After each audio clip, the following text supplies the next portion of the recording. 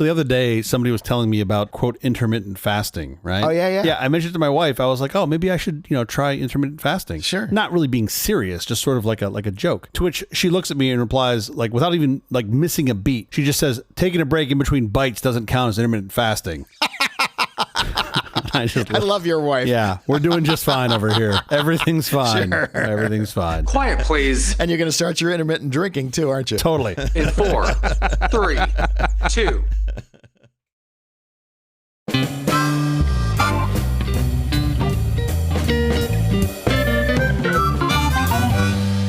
The Apple Company presents a truly terrible podcast. Welcome to Nonsense Season 3, Episode 4. I'm Jeff Parker. I'm CJ Little. Want to say that again? I'm CJ Little.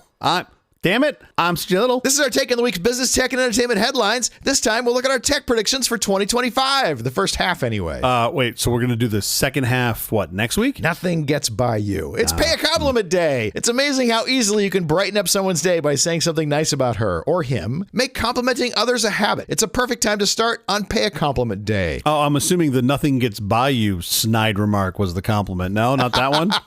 That was the compliment, yes. Nothing gets by you, my friend. All right, I love your beard. How's your week going? My week's been great. I mean, it always is great. I'm painting. I bought wood, which, by the way, is insanely expensive. Sure. And I bought a piece of plywood. Did you get like birch Baltic? What did you get? No, I didn't go crazy. Did you get something exotic? No, I didn't want to. Grade A veneer? I'm cheap as shit. Okay. I was eyeballing the half-inch CDX garbage plywood because I'm not. This is not even like marine grade. No, I was at Home Depot for Christ's sake with my kid, and I was like, well, I can't get OSB because that's gonna be terrible. Yeah. So then I was looking at the basic plywood, and I was like, you know what? Let's get something a little bit thicker. These things are gonna be 100 pounds each that I'm hanging on them. Let's get some 3/4 inch plywood. There's no such thing as 3/4 inch plywood at Home Depot anymore. Your options are 23 30 seconds or 19 30 seconds. Yeah, I think that's been the case for a long time. What fucking world do we live in now that I'm buying wood in the 30 seconds? But anyway, here we are. I got my wood. My plan was to paint it and mount shit to it. Yeah. But then I was like, when I've done this in the past, the stuff sticks to the things that you mount to it. Sure. So I was like, well, how long's the cure period? How long do I need for latex for paint? This paint to dry? This latex paint to dry? 2 or 3 weeks. And the answer was 30 days. And I was like, wait, I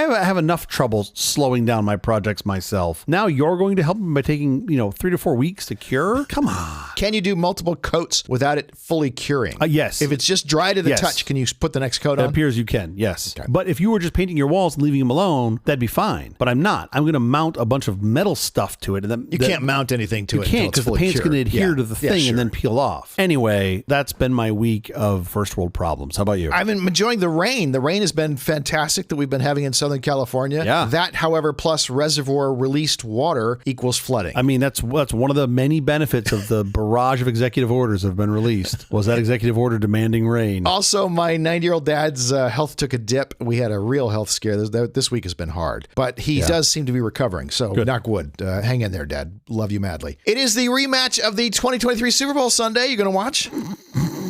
Well, sorry? Not your thing? I mean, first of all, can the Chiefs just give somebody else a chance? Just anybody? Just let somebody else in there. I feel like I kind of need to root for the Chiefs just for them to get the three-peat. And then maybe they can just retire and not come back for a while. And just get it out of their system and move on. Yeah. But every time they do the chant and the song, I'm just like, really, guys? Really? I know. We're still doing this? Haven't they suffered enough? And then insert casino joke here. And we just move on with our life. That's not how it works. You know what I'm excited about? The commercials and the barbecue that I'm going to make to go with the commercials. That's the thing everybody likes is the commercials. And that's what everybody likes at your house is the barbecue. I don't know why Uber couldn't send over some of that barbecue to my place. I was going to send you some barbecue. Now maybe here's what I'm going to do. I'm going to DoorDash Chick-fil-A and then put that in an Uber and send it to you. I'm not even going to be here. I'm going to be at a Super Bowl party. I'm going to be at a friend's house. Oh, I'm sorry. I didn't realize you're going to T-Swift's party. Okay, fine. The cool thing about the Super Bowl, I think, this year is it is being live streamed on Tubi in 4K for free. That's cool. You don't have to subscribe to any streaming service. Literally, Fox owns Tubi, and of course, Foxy is broadcasting the game. But they're putting on Tubi 4K for free. That's pretty great because it is advertising based, and they want as many viewers for the advertising as possible. But that's great. I'll be curious to see what the split is between streaming on Tubi versus everywhere else. I'm assuming it's going to be really good. So that's great. I'm glad they're doing it. When you sign up for Tubi, and I don't know if you've ever signed up for Tubi. I want to pay for it. When you sign up for Tubi, it's interesting. They ask you your age and your gender. Okay. That's so strange. Well, yeah. What happens is if you say anything other than male and white, then they just turn your service off. They deport you. Under the new executive order. Yeah. If you say Indigenous American, then they go, well, you can't watch TV. I'm sorry.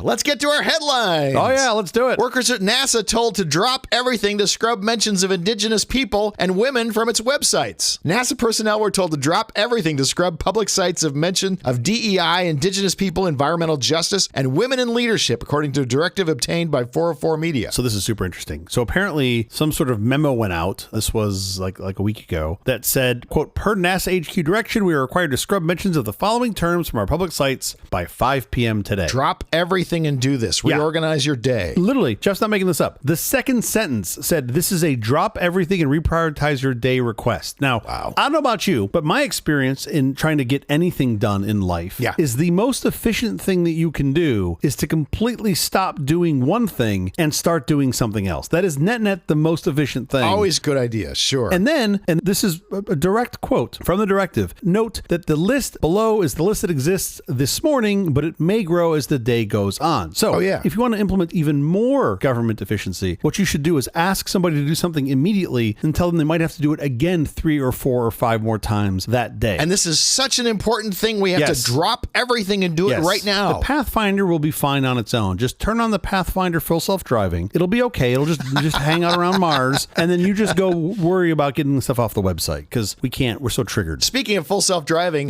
Tesla sales have plummeted in the UK, France, and Germany. Well, first of all, they haven't had a new model in, I don't know, 10 years, it seems like. You can't buy the Cybertruck there. Okay. Because the Cybertruck's too big. I think with your average license, at least in Germany, like the license you get doesn't qualify you to drive a Cybertruck, which is kind of comical to me. You're pushing a lot of weight. And this is from a guy who drives a 9,000 pound truck as it is to begin with. So like I'm already... Well, that's America. That's different. America. I know. Every time I fire it up, I just coming out of the tailpipe is nothing but apple pie and Miller High Life. You mentioned licensing requirements in Germany. The Tesla drop in 2024 was 41%. Yeah. That sales dropped in 2024, 41%. Yeah, that's a big drop. Cut in half. Almost cut in half. Yeah. This January over January, it is a 59% drop. That's bananas. In Tesla sales. That's nuts. It does, it turns out, matter what things you're spouting out of your mouth and how much you're pissing off the world. By the way, it also matters that your cars don't work. Sure. I'm not a mathologist, but I'm pretty sure half of half is a quarter. And that seems like a lot less sales there in good old Germany. It's a big drop in sales. That's the small country in Europe. Oh, no, wait.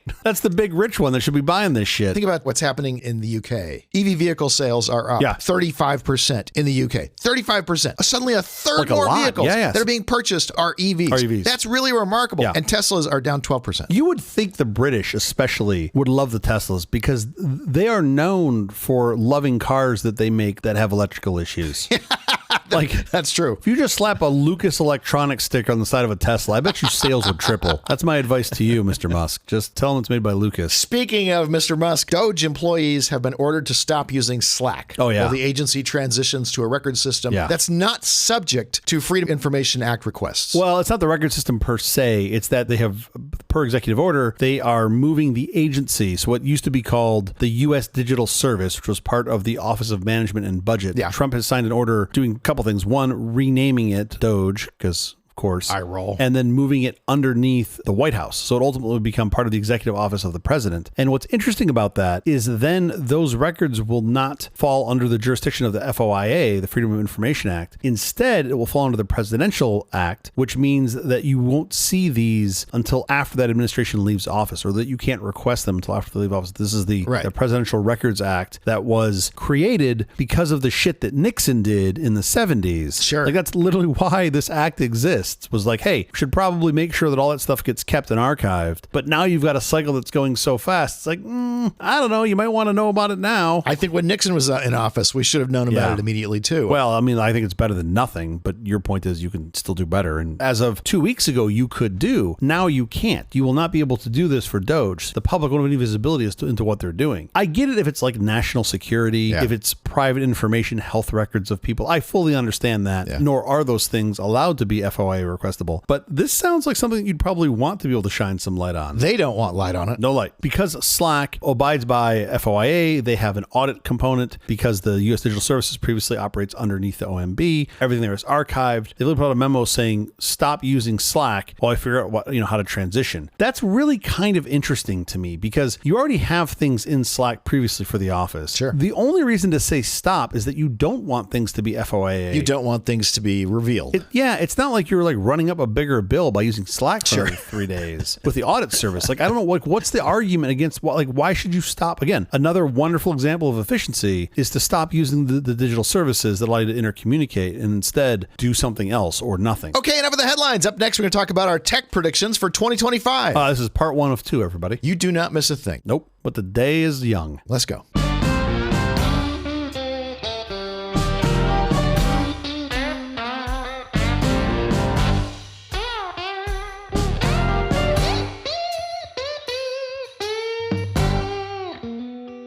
Normally, we would do predictions for technology for the year in January, right? Yeah. That would make more sense. It kind of doesn't make a lot of sense to be doing them in February. Well, no, that's not true. You just didn't want me to upstage you because my prediction for January and for the year was fire.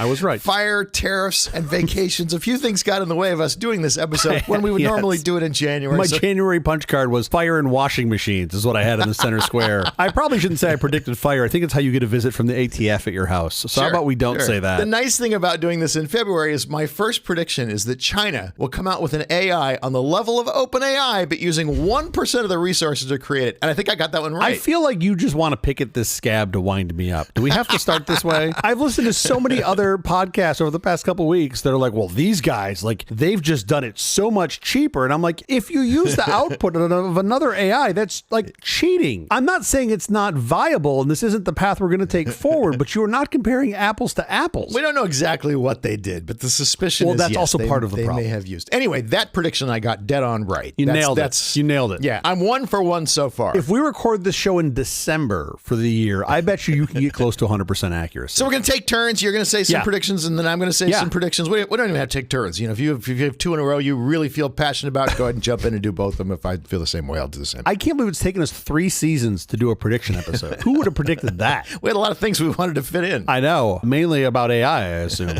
and airplanes. I'll bet there'll be a lot of predictions about AI. I tried to avoid things that were just like incremental improvements. Yeah, sure. But some things are just, my first one is an incremental improvement. Some things just are incremental improvements. My first one is commercially available roll-up and foldable LCD screens. Oh, interesting. Now, we've been saying that for a long time that they're coming. Yeah. Last year, we had the Huawei Mate XT Ultimate design. Yeah. But I'm saying we're going to get that now for lots of devices. We're going to get that for lots of usable things. And you're saying not just the screen, the whole device, right? Like if you've got a phone in it or a tablet or something like that, like the whole device rolls up. It's the screen that gets bigger. No, I'm saying it's the screen that will get bigger. You will have the laptop and the screen will actually be able to enlarge this year. From what I think we'll get it this year. It's the Huawei that made me think this. This is the trifold phone, the giant trifold phone that opens up like into a beautiful tablet, right? screen, yes, and it's 3 folds and you get this gorgeous large screen. Yeah, and it was created in China, didn't come to the U.S. for whatever reason. Then they were kind of expensive. Yeah. They sold a ton of them in China. Though. Yeah. I think we'll get that for more products. The thing that interests me, it doesn't interest me much for a phone. I really don't care if my phone gets bigger like that. Okay. Wouldn't you like to be able to have a foldable tablet in your pocket? Just said even able to get like on an airplane and hang up a piece of construction paper in front of you. It's a giant screen. Sounds lovely. Yeah. Oh, yeah. Like I love the idea. I'm saying I think this will be the year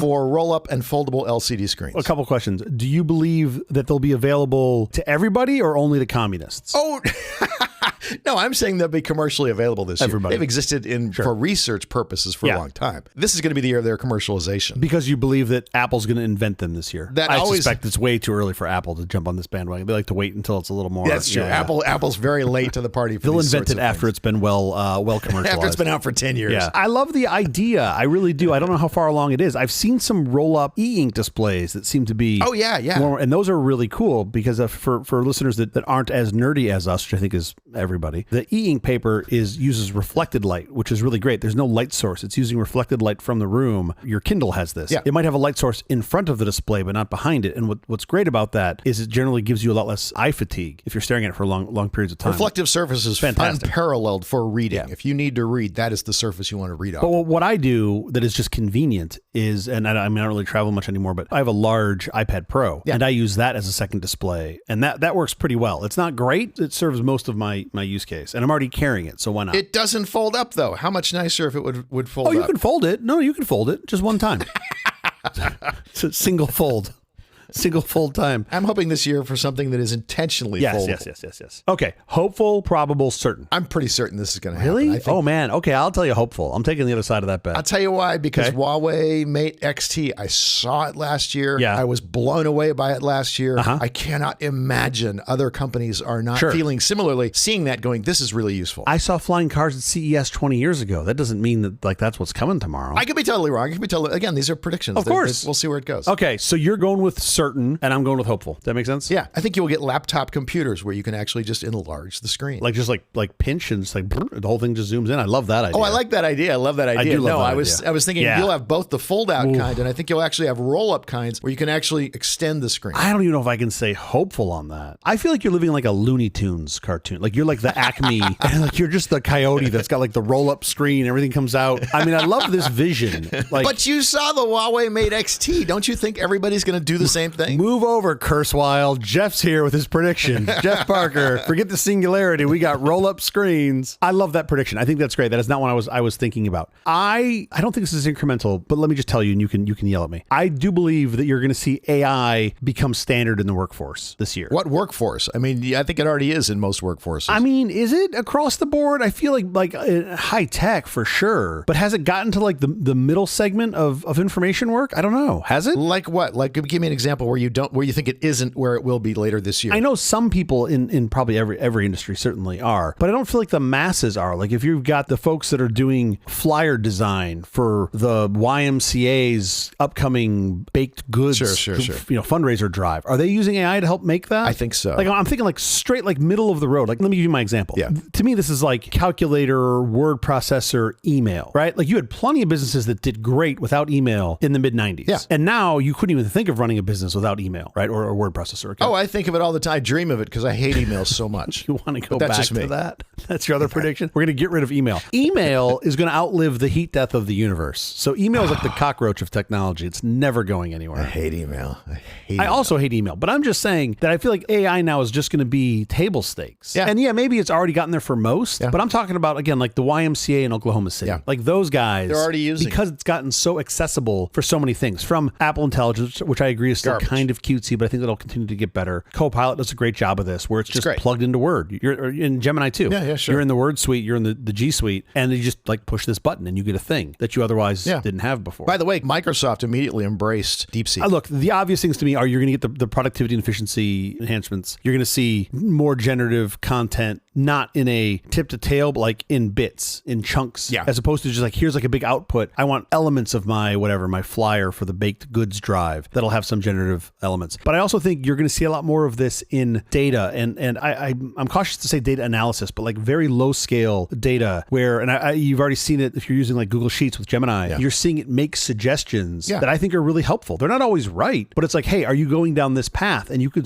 it's like a real-time wizard that's figuring out what you're doing and then helping you achieve some of these goals. So if you're analyzing data for how your baked goods sales went, and you go, oh, turns out people like chocolate chip cookies, that's gonna be easier to get to. I'm just saying the YMCA, buy stock in the YMCA in Oklahoma City. It's gonna blow up. That thing's a 2Xer. We needed AI to find out that people like chocolate chip cookies. We needed to spend $80 billion to find out people like chocolate chip cookies. Don't say it out loud. The money will stop. So, okay, maybe this is a layup. Maybe this one's already done, but I do think I feel like this is certain. I'll take certain on that too. I mean, I think it's already certain, there. Certain / past tense. Past tense. Okay. All right. So I'm off to a great start. How about you? Okay, what do you got next? I have an AI one too, which I'll just shorten. And for time reasons, we got to make these a little shorter. Never stopped us before. This is going to be the year of big AI regulation. Oh, yeah. And it will be entirely ineffective. Oh, really? Yeah. Oh, okay. So you're saying that you're going to see a bunch of AI regulation and you think it's going to be ineffective? Absolutely. Do you have any more color on that? There'll be places that ban AI and you'll just get around it with a VPN. Okay. There'll be places that put all sorts of restrictions on AI and you'll just get around it by using a different AI that doesn't have those restrictions. On the consumption side, but do you see any regulation on the production side? Do you think that's coming this year? The OpenAIs, the Anthropics of the world. Yeah, they'll have to obey their local regulations, but there's so many that are not within the jurisdiction of this country or that country that will just completely not observe those regulations. Okay. So there will be no stopping you from using AI however you want to use it. It seems seems reasonable that will be, I don't want to say persisted by, but certainly enabled by and increased by the open source nature of what you're seeing with llamas. I was going to say, with open source, you literally could take off all the guardrails anytime you want. Well, they're all off. It's all there, right? Here's all the code. Like, go to town. Okay, a couple things that I think are interesting about that comment. I have one that's loosely related to this, but a little bit different. One, while I agree on the general premise of that with open source especially, I think there's two other things that are worth noting. One is that you have sort of the like do-it-yourself open source thing, right? Sort of the hacker mentality. Some companies will certainly do that. It's going to be harder to stamp them out with regulation, just like it is with data right now, right? Even with places like that have GDPR, it's hard to know if you're not using a service what you're doing, and that ends up coming out through the court system. Typically, if you're a larger company, right, you're doing something bad with the data, you've got a leak, now you get a lawsuit, yada yada yada. Yeah. I assume something similar with AI, probably harder to figure that out. Here's the problem, especially if you look at something like DeepSeek, which can be run on just a fraction of the amount of hardware as previous versions of AI. Sure. As that amount of hardware required decreases, more and more people will be able to run AI. More and more people will be able to just take away the guardrails. You got the whack-a-mole of like Pirates Bay, right? Like shit's just running on random hardware. There's no way you're going to keep up with it. Yeah, I appreciate that. I still think that a lot of businesses are going to be going to turnkey operators for this, especially if open source puts cost pressure to drive that down. The open source issues in theory should make things more efficient, which means your cogs are less if you're an operator for this. And there's going to be companies that don't want to deal with this shit and they want to just use what's out there. Sure. I'm not saying there won't be exceptions, but I think that is one competing force. The other competing force, though, that I think is worth sort of articulating here is that having the code's not enough. You need the model as well. And if the folks that are making the model are under some regulation, right, and have some effort because they're going to be only very large businesses with lots of money, they're going to continue to presumably follow some modicum of the law. So because you do need the model. Remember, the code's not enough. And if you're using a model that was built under, I'm going to be hypothetical here. If you've got some copyright AI guidelines where you can't just go slurp up everything off the interwebs and throw it into your model, well, it's going to be harder for someone else to train on top of that. I'm not saying they can't. I'm just saying it's going to have a lot more cost. Yeah. That's going to come at risk of you getting shut down. However, that other country that doesn't have those same rules, they can slurp it up and put it in however they want. And here's what's fascinating about it. Bye regulation. So you slurp it up. Think of the I think we did a show, or we did a part of a segment about the Principality of Sealand. I remember. These are the dudes who are going to be like the internet bastion of the 2000s, right? There's going to be all the back room, the gambling, the online shit, because they had no international jurisdiction, right? They were this old like military platform off the coast of the UK. I see something like that, but here's what's fascinating. Once you build that model, the one I'm telling you that like only the big guys are going to build and it's going to be under the guidelines. Once you build that model in the darkness of night with everyone's copyrighted data, it's really hard to know what went in. Sure. Really hard to know. Of course. And then you just distribute that and that becomes your seed. Right. And now you're just like, oh, I've got all, like the dark web. I've got the Silk Road model of everything. Which all the other AIs then slurp up. Yeah, well, yeah, exactly. I'm going to add one thing to because I have a similar-ish prediction to this. I do think you're going to see regulation. I think you're going to see it come out of Europe first. Because they do all the ballsy regulation first. Are you going to take every one of my predictions and be like, well, that's fucking obvious? No. I think the sun's going to rise tomorrow. I'm going out on a limb here. The U.S. has no guts. We do no regulation against tech. It is all happening in the EU. I'm going to go ahead and throw it on a certain on this one, on both parts. I think you're going to see it come out of Europe, and I also think that it is mostly going to be ineffective, at least in the first year. 100%. So I'm with you on this. 100%. I think you're going to see more and more homes with electricity. No, just kidding. Okay, Thomas Edison. Good for you. I like to really go out on a limb here because of the enablements you're getting, not just with AI, but with tech at large. Yeah. Certainly a big part of that is AI. And I'm thinking like all of the things that are way down at the edge that the consumer is adjacent to. So like anything from like contactless payments, getting like an experience before you get to the point of transaction, whether it's could be something as not interesting as like a marketing funnel. Basically what I'm getting at here, like the back house automation. Think about at scale Amazon and how much tech they're using in that sort of back house automation. I do think, maybe not as certain, that you're going to see the opportunity for there to be more human interaction and more focus on human interaction as part of I'll call it like the retail sales experience. Mm-hmm. That could be interesting because now you still have people. I don't see a world where you're going to have, every storefront being like an Amazon Go. I think there's a place for it, right? The Mamba Center is a great example. Love it. Where I don't want to see a human. I want to come in, I want to transact and get the $20 beer. As fast as possible. Exactly. You want to get back to the game. Makes total sense. But I can see a world where like I don't have a robot robot bringing me my lunch at Panini Grill. I want to go in and have a conversation about what to get and have the ability for them to have more time for them to talk to me about what it is. So I do think you'll see more human interaction because that's the only thing you can really do to compete with a transactional experience. Yeah. The Amazon Go is the Amazon of the world. I think ironically, the tech that's enabled Amazon to do what they do, back office logistics so well, is ultimately what's going to enable the humans to do this part, right? Because they don't have to manage the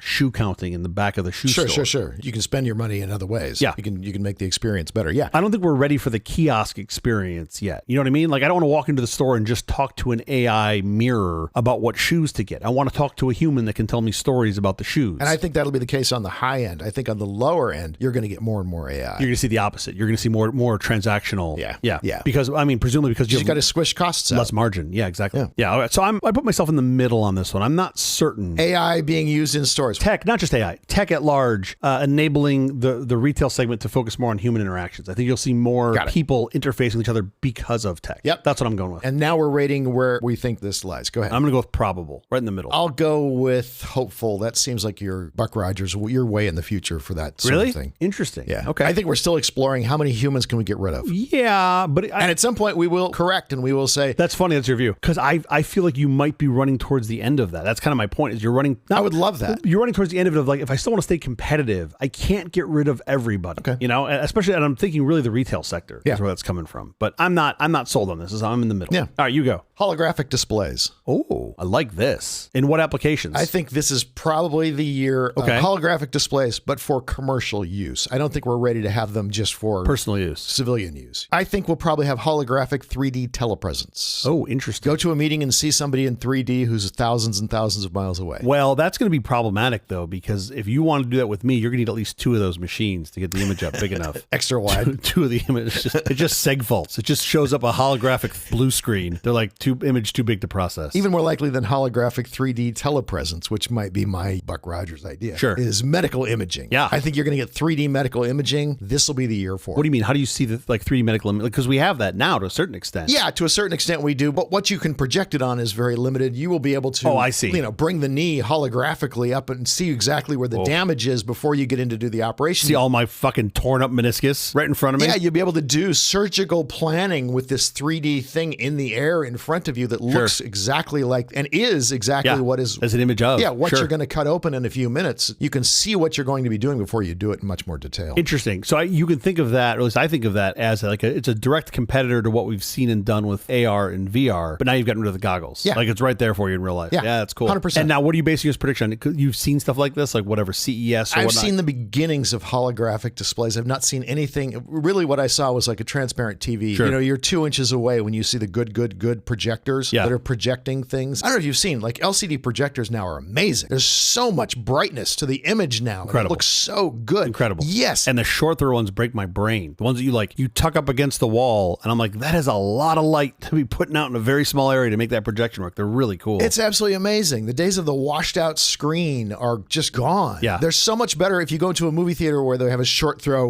projector. You're seeing so much of a better image than you were ever going to see projected from a mechanical projector. Sure. I haven't seen anything in the past couple of years, so I don't know what advances there have been in light output, but as of a couple of years ago, if you're in direct sunlight, it was still pretty hard to see. Oh no, those days are over. Is it really? Wow. Is that a function of screen? Like the screen backing, like a silver screen or something that's doing something interesting with sunlight? I don't think so, because they're projecting things on all sorts of things now. Oh, wow. It's a ton of light. But your phone screen is now doing 3,000 nits. That's a lot of light. I mean, that is a lot of light. Interesting. Okay. So yeah, that's what I'm basing that on. Sure. I think you're going to get 3D modeling. I think you're going to get virtual prototyping. Anything that you can sort of create the illusion of it being up in 3D. Well, now I can really create some cool holographic imagery. And you're saying commercial level, not like prosumer yet? Not yet. Okay. I can buy this. I don't know enough about it to say I'd be certain, but I put myself in the middle on this one. I'm not certain either. I just think it's probable. I love the idea. I think we're right just here on the verge of it. I mean, humans don't do, we've forced ourselves to do good in 2D. We don't really do very well in 2D. We do much better in 3D. We do the best we can. You pull it up in 3D, we're going to do really well. I was trying to explain to one of my kids the other day that you can't really see anything in 2D. And they're like, what do you mean? Like, I can just see it. It's just drawing. I was like, well, the pencil has a thickness and there's, there's like little molecules of lead there. Graphite. And then I was like, man, I'm just doing these kids a disservice. No, we actually use lead pencils here. Do you? Yeah. We like the time of the 60s. It's great. Fantastic. Yeah. Kids like to chew on them. I like this. Holograms are, I I feel like I've been waiting for 30 years for more holograms. So Yeah, for sure. I think this potentially could be the year commercially. I think on the prosumer level, you're going to see transparent TVs, which are a similar idea. I'm assuming a lot of our listeners of similar tech vein and age as us. Do you remember Captain EO at Disneyland? Of course. If I could get one of like a prosumer version of those holograms, I would just have that little flying rat next to my desk the entire time. Just a little Captain EO flying. They didn't even talk. He just hangs out. That would be my Clippy. That would be my personal assistant. I would just ask it to do shit for me. If I could just see him buzz off and then, come back with a 12-inch sub from Fat Sal's, it'd be great. There'll be transparent TVs both for decorative reasons, and I think you'll get informative public displays that vanish when they're not needed. You could also get nav systems on your windshield. Think about your windshield turning into a giant map that you can see through. There are very few things about modern cars that I sort of pine over. Yeah. Good heads-up display is one of them. And I'd argue they haven't pushed as much as they could. Yeah. Imagine the heads-up display being your windshield, not some box where you're looking away from the road. Well, no, that's what I mean. No, they have those. They bounce off the windshield, so you're looking straight through it. Yeah, tiny amounts. They're very tiny. But instead, I'd have YouTube up. That's precisely what they don't want you to do. America, fuck you. I'll put up YouTube if I want. So I'm putting that probable. Yeah, okay, I'll take probable on that one. Okay, this is a bigger one. Okay. I do think we are at this sort of tipping point, I would say, for information communication, especially news, where we've seen, and maybe I'm just starting to pay more attention to this, but because of, again, AI, generative AI, to both write content and make images and deep fake videos and whatnot, that now you have a couple different things afoot. Some people that just can't identify if something is real or not. Something like 52% of the people struggle to identify if information is genuine. If news is real, if the headlines are real. Yeah, exactly. And technology got us there. So my belief here is that technology is going to help get us out. And I can't tell you for certain what the path is. I've been doing some thinking around this, but I got to imagine technology is really the only way out, right? You dig the hole with the tech, you find the path out. You find the way out with the tech. I don't know. I think people just become more skeptical. I mean, when the printing press became a thing, everybody said, "Oh wow, now you can really spread lies, super quickly. We'll never know if somebody really said something or not." And I think what happened was people just became more critical. Yeah, I don't know. I'm looking at what's out there and the fact that so many people have a hard time knowing what's real or not. And I'm excluding the folks that just want to believe, right? There's a lot of folks that want to believe in information that's not true because it resonates with them. But yes, I do think you're going to see some movement on this, and I do believe it will be in technology. I love that idea. I hope that's the case. I'm going to put that probable. I'm probable plus. I'm between probable and certain. I do think this is a multi-year problem. I don't think this is going to be like solved this year, but I think you're going to see progress made in this because I think you have to. If we don't, I believe what's left of the walls crumbles, and that's not good. There are so many people who have stake in the truth not being told that this becomes a hard thing to really know when this will happen. Yeah, but I'm going to remain somewhat optimistic as long as I can that you get enough people that get burnt by it, even ones that are believers at some point in whatever their own misinformation bit is, that at some point get burnt by some other misinformation. They go, you know what? No. And if you can find a path where folks can get back towards something that resembles the truth and don't have a debate over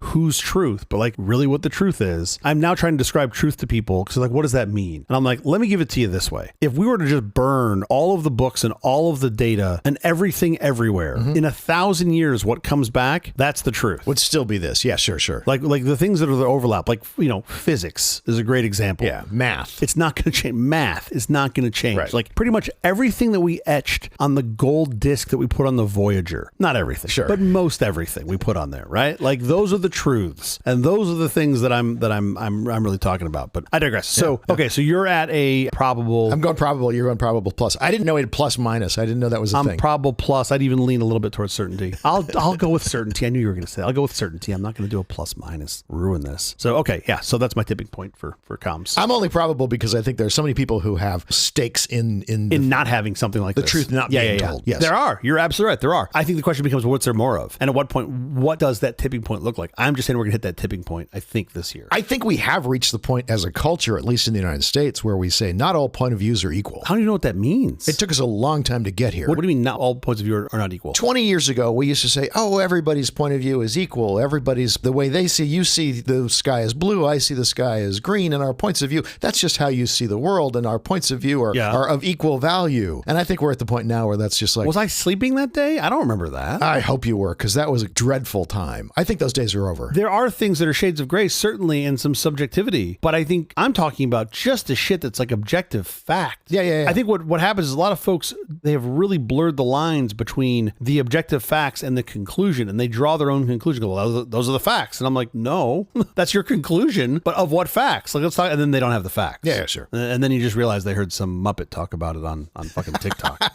Like, all right. I think Muppets mostly tell the truth. I might be biased because I grew up with Sesame Street, so I might be biased. I would take all my news from the Muppets. Like, if there was a Muppet news station, I would subscribe right now. Sure. Just take it from the Muppets. It would be great. If everything had like some sort of weird pig and frog like veneer over it, I'd love it. It'd be great. You ready for this one? I got another one. It's like, I did holographic displays, transparent TVs, and I'm basically on the same vein. Ready for this? You're going to think I'm the last person who's on board for this. Now I want to guess the last person on board with this. So many things. Yeah. Glasses, eyeglasses, wearables that are computer monitors like the Vision Pros, but powered off USB from the phone in your pocket or from your laptop computer. One cord, just going to the USB. Okay. That's all you need. The computing is done on the phone or is done on the... So display device, basically. No compute, very little compute. A display device, it can have beamform sound even so that you can hear things and other people can't hear them. Sure. But I think the idea of hands-free information, real-time data in your eyeglasses, in your eyes, is a useful thing. Yeah. Not when you can't see through them. Oh, yeah. You do need to be able to see through them to see the world around you. AR versus VR. Sure. I agree with that. Correct. Yeah, I agree with that. I think that'll happen this year. This is not what you're saying, but it's sort of how I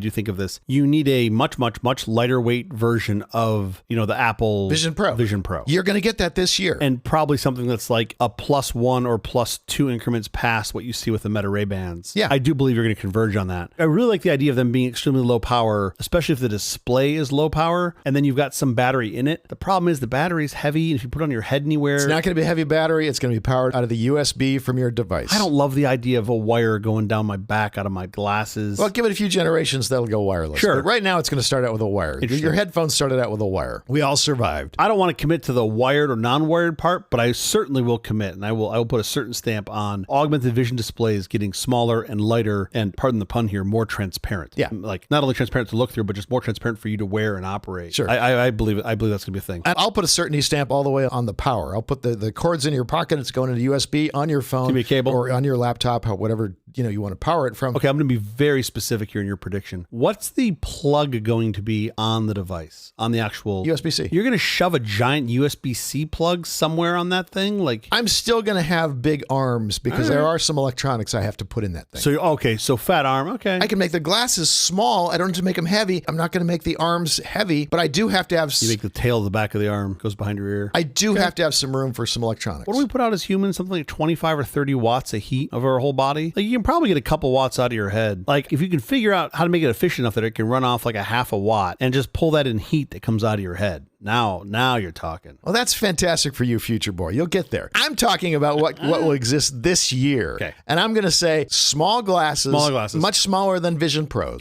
lighter, powered off of your phone or your tablet this year. All these glasses devices have some sort of either batteries in them, which make them heavy, or they have some sort of wire connecting them to computers. So I'll give you a certain on this. I'm certain of that, too. While we're in a Waymo watching Tupac on a hologram. That's what we should do, all of those things together. Wow. Just knock it all out. Your turn. All right. So this one, you're probably also going to yell at me and say that it's kind of already a thing. I'm going to call it an increased split. So a continuation of the split between return to work mandates and employees and remote work. And I do think that what we've seen, especially post-pandemic till now, has been most of the folks that are the better skilled and better employees are the ones that have realized they have options and have left companies that are mandating return to works. I think you're going to see more focus on what I would call like a task-based job versus a role-based job, because ultimately that's how you tell better if someone's delivering what they're supposed to be delivering, especially remotely. Sure. I am optimistic, not confident certainly, but I'm optimistic that because you have this, it's going to necessitate better managers that know how to qualify those folks. Yeah. Oh, yeah. This is always the problem with managers who just want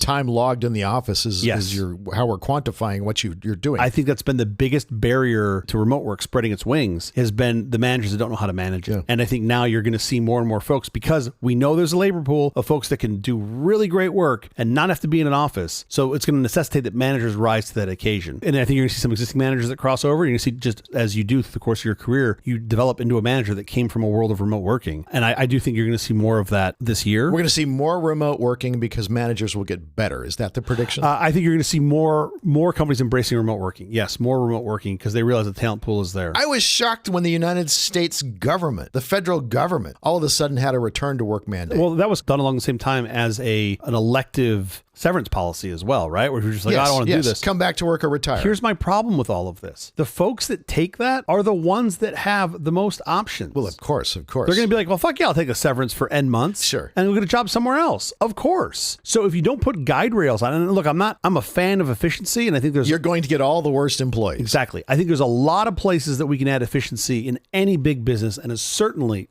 in government. But I think putting out a broad stroke, hey, whoever wants to go, you can go, and we're going to pay you to leave. Yeah. You're going to get a bunch of people that leave, and especially if they don't believe in the vision. Yeah. And I've been pretty successful at getting folks to want to do things and build stuff because of the vision, not just the money. You can always go make more money somewhere else. Sure. But like, are you engaged in the work? Do you believe in the work? And it appears, I don't think we have enough data to know for sure, but it appears that the up and coming workforce is more interested in jobs that resonate with what they believe in, right? Sort of passion jobs. That happens until they have kids who need to go to private school. Yeah, I know I get that, but if you can make the two align, right? It's even better. Yeah. If you've got to choose between a job that gets you good pay and provides you with the satisfaction of doing something you want, or another job that maybe makes you good pay plus a little bit, but you hate. I think a lot of folks, especially thinking about their own sort of mental well-being, are going to choose the former, not the latter. I'm probable plus. I'll throw my hat into certainty. Yeah, me too. Around that, at least over the next year. I think it's probable. I got one more too. Ready? Hit me. Satellite internet services would become more common and used more widely for more things. Oh yeah.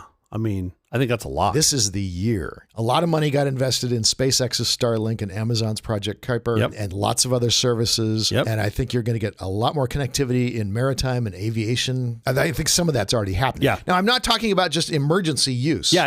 Everyday use. I don't know about everyday use, but I will say backup connectivity. Your internet drops, and guess what? You still have internet because you have the Sky internet, and maybe it's a little slower or whatever, but you have backup connectivity. Weather is still a big issue there too. Have you used any of like the Starlink services? I played with it, yeah. It's pretty damn good. It's out of the backup category. You got low latency. It works. Relatively high bandwidth. Cost-wise, it's not out of the backup category. It's still a backup because it's not cheap. It's not that expensive. We're talking like $100, $150. Yeah. Even with a roaming service, like relative to, for the same speed in a fixed location, you're going to spend probably half of that, give or take, maybe a third. It's not like it's, for example, Iridium's, right? Just voice on Iridium 15 years ago. That was unobtainium, right? You had to spend, you really needed to have a link everywhere you went. And now it's like, I want to check my email when I'm camping with my kids. You can do it. And I think it's in that same realm of obtainium. I'd say I'm certain on this. This is only going in one direction. Yeah, I'm certain on this too. Yeah. All right, we have to get out of here quickly before we do. Have you seen or read anything good this last week? Yes. Not read. Yeah. I think you're going to love this one. You know that I like to laugh. I do. Which is really why I do this show, mainly. For the laughs, sure. Yeah, I like to laugh. I like to hear myself say things funny and then laugh at them. That's really how I think of it. Okay, good. I think there's very few things that I find more amusing and hysterical than watching good friends joking with each other, especially people that know each other well. Sure. I don't think anyone else is doing this as well currently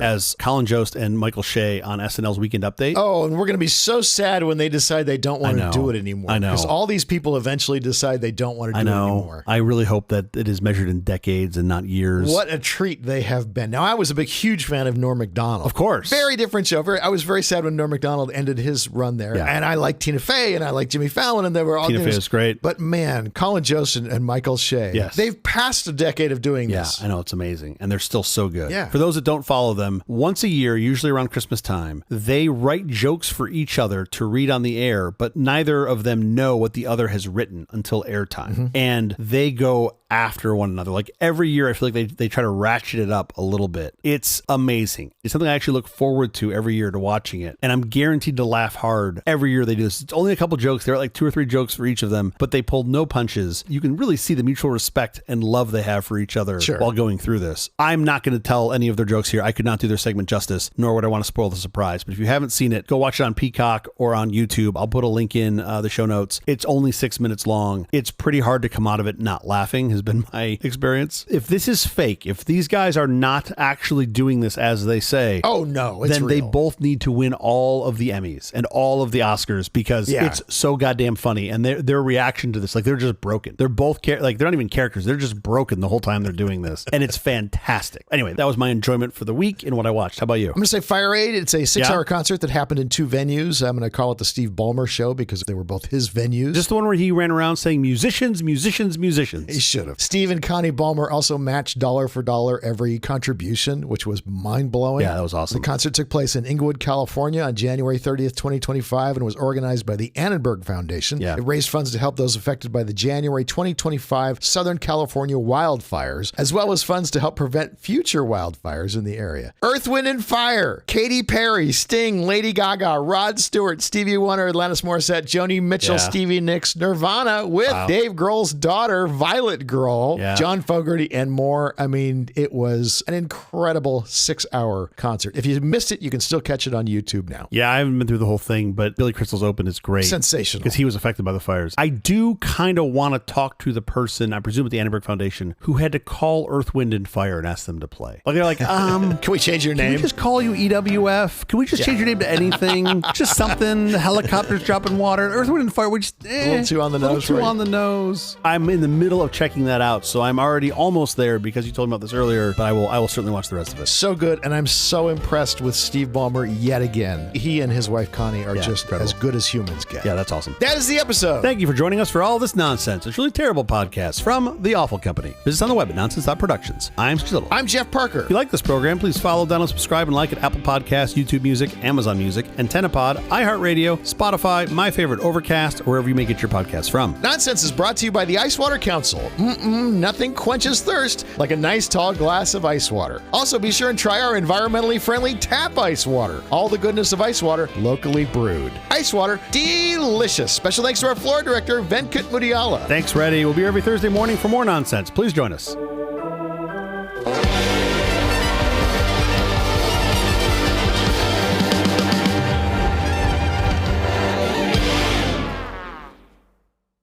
We really got to find some better advertisers.